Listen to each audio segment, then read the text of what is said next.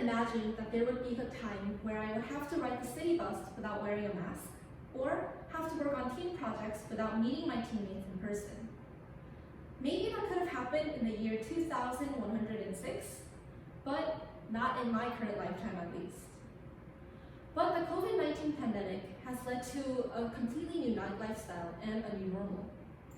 Whether we like it or not, the pandemic has been affecting us on all levels: the individual, the society, and the entire world. One of the biggest impacts the pandemic has made on a global level is the decrease in globalization. Globalization is, in simple terms, the growing interdependence in trade among the world's economies and populations. Increased freedom, openness, and prosperity are the three most positive outcomes of this phenomenon. The pandemic, however, has led to a diminishing of these factors, according to Professors Stephen Walt and Renee Belfer of Harvard University. Our freedom, especially the freedom of movement, has been inevitably restricted due to rising concerns about the spread of the virus. The global toll that COVID-19 has taken has resulted in more nationalist sentiments and protectionist measures from countries. And because of all of this, World Bank forecasts show that our economy, our global economy, will shrink by a staggering 5.2% this year, which is the biggest recession since World War II. While this shrinking of interdependence has affected many different sectors, the biggest toll that it has taken is in the sector of foreign employment. So many foreign companies have been trying to introduce more work-from-home measures, delaying their recruitment schedules, or canceling their recruitments in total. For example, my friend told me that her recent acceptance to a company in Singapore got completely canceled because of the virus. Of course, these measures may be inevitable. After all, the current global workforce is very mobile, and it is us humans that spread the virus.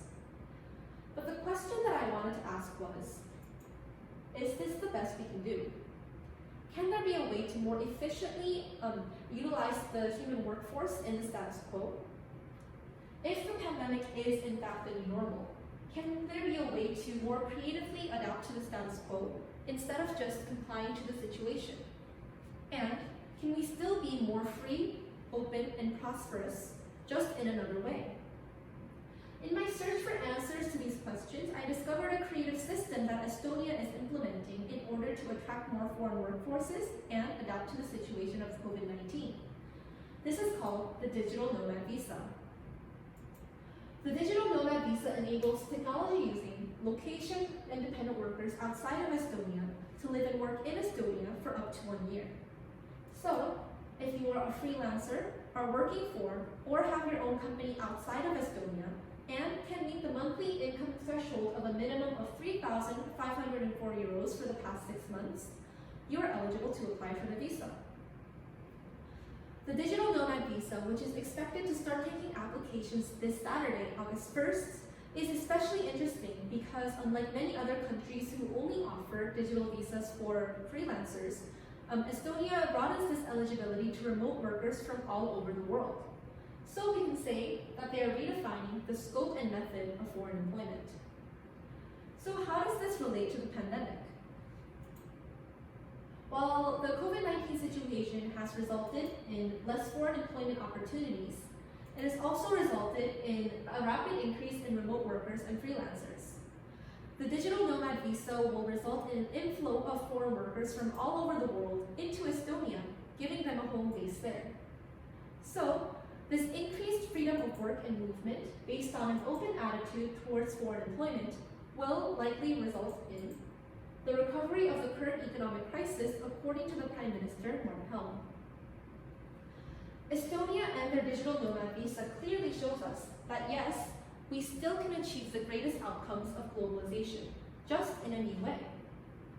Of course, the COVID-19 situation and our current responses did lead to a shrinking of interdependence. However, whether or not we will let this slowdown be ongoing will depend on whether we choose to comply or to adapt to the new normal. Thank you.